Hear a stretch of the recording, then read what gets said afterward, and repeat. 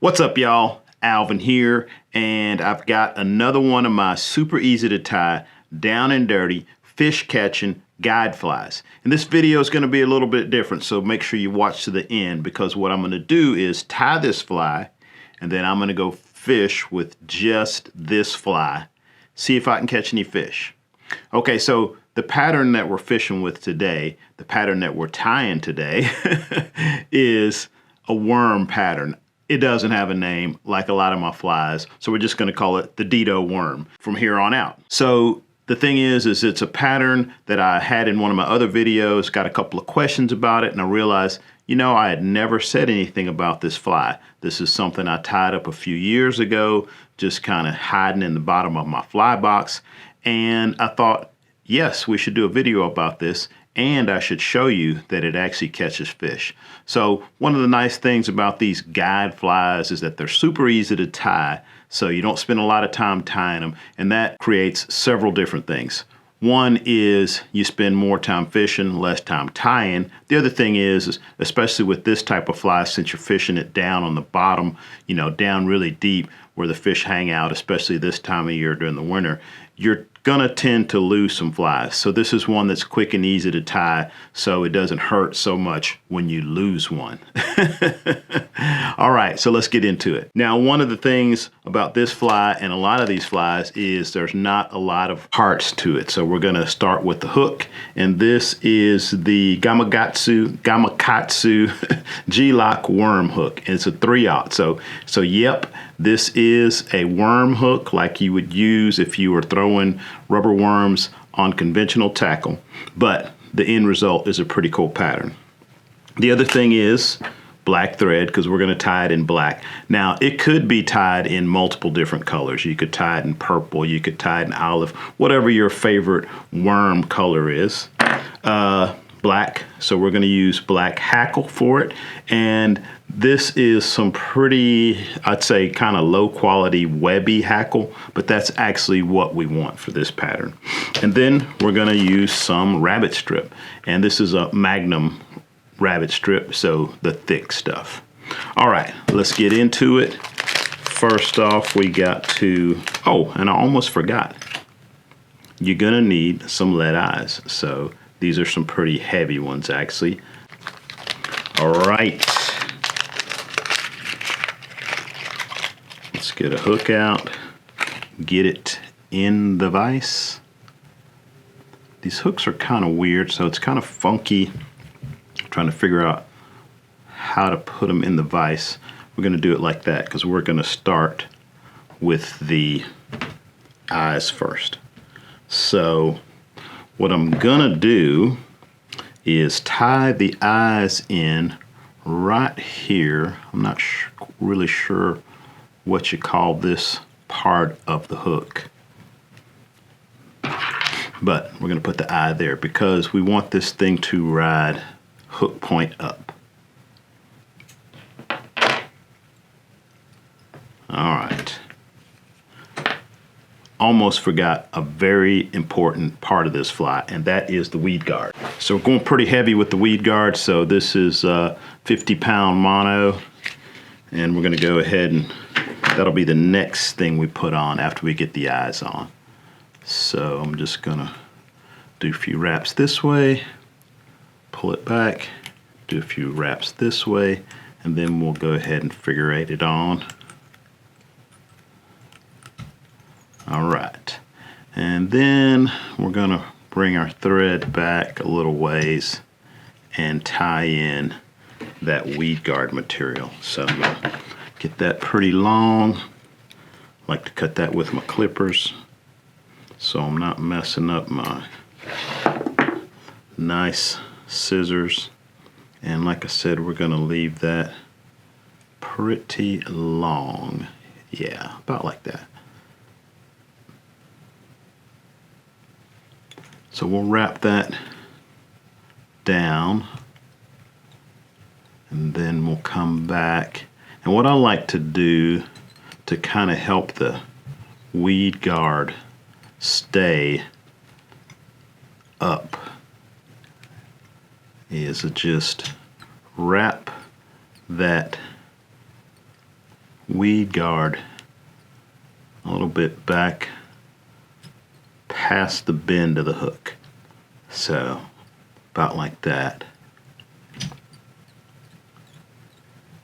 The thing is, you want to make sure you use some heavy thread. I don't know if you notice, I've been whacking the point of the hook with the thread, but this stuff's so heavy that it doesn't matter. All right, so next step is to tie the tail in. And like I said, we want this to be a worm. So we're going to make this tail pretty long. It's kind of the main feature of this fly is the tail. So about like that, maybe twice the length of the hook. Going to tie it down, wrap it all the way forward, and then we're going to wrap it back a little bit past the point of the hook, almost to that bend. And then we'll start putting some hackle on. And what you want to do is find the kind of the webbiest ones, typically not the ones you would want. And I'm talking like the big, fat, sloppy ones.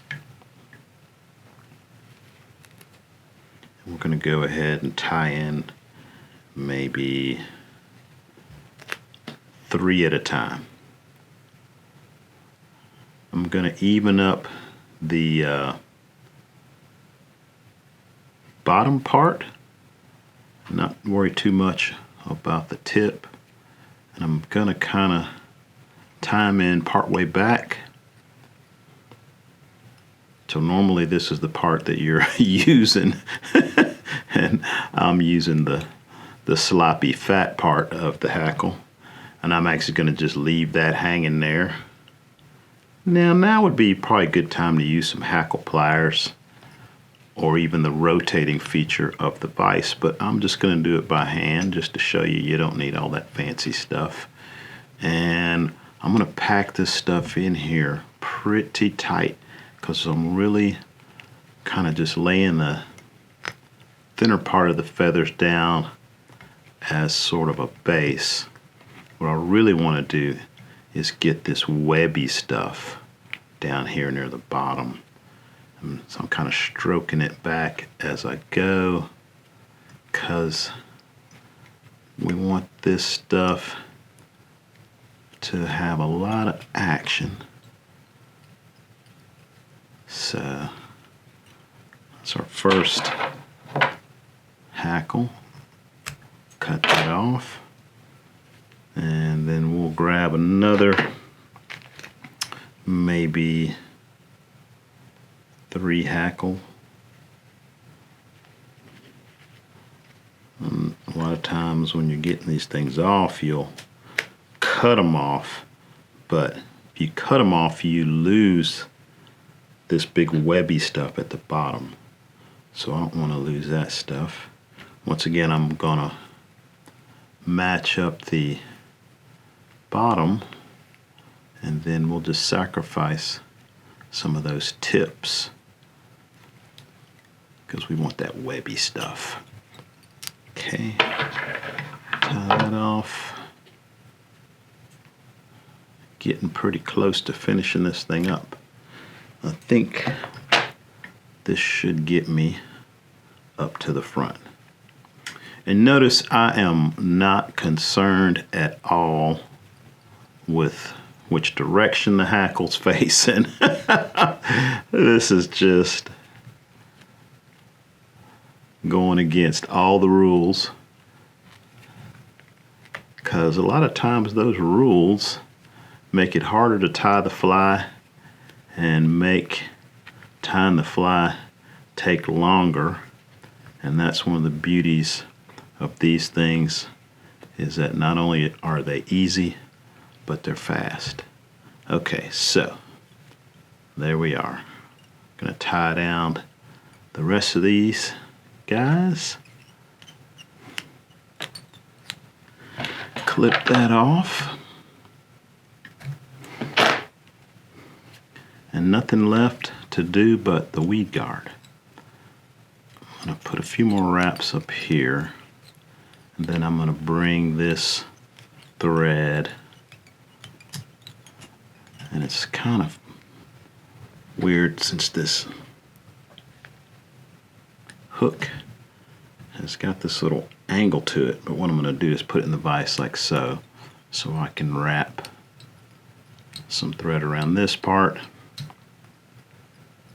get it down to there, and then I will get the hook back like so. And now we do the weed guard. The way we're going to do the weed guard is just bring this thread, bring this mono through there. Alright, so we'll make a few wraps here, sort of tying it down on that side, and then we'll pull this mono back and we'll tie the whole thing down like that. I like to use a pretty heavy mono because the weed guard is pretty essential on these things, but you got to be careful that the mono is not so heavy that it clogs up the eye of the hook, since we're running it through the hook eye. Alright, a few more wraps, and then we'll whip finish this bad boy, and it will be done. I guess we can put some head seaman on it. I used to like to do 2 whip finishes.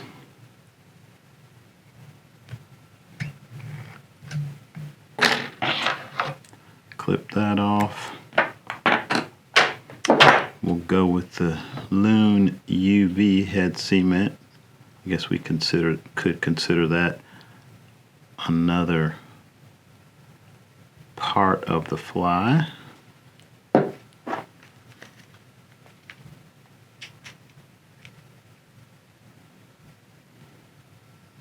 And that is it. Doesn't get much easier than that. Now this is a big old hunkin' fly, and once it gets wet, it definitely has some weight, and it can be a little bit of a challenge to cast. I'm probably going to cast this on at least a 7 weight and a sinking or sink tip line. So it's not going to be the easiest thing to throw. A lot of your big leechy, wormy type patterns aren't, but it sure does get the job done. All right, part 2 of the video. Let's see if this fly can catch some fish. I'll fish some. All right.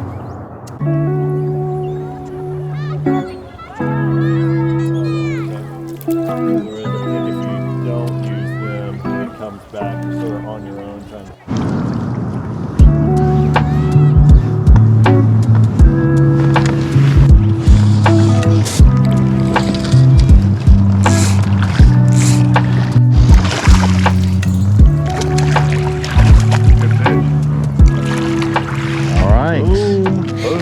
Goes the dynamite. Oh, and he's unhooked already. All right. Look at that. All right. The big fly gets it done, but look at his mouth. What's in there? that? It's a crawfish? I don't know what's in there. I can't see. It's a big old bait. Can I get it? Picked it up off the bottom, right? Yep. Way up off the bank. All right, we're in the zone.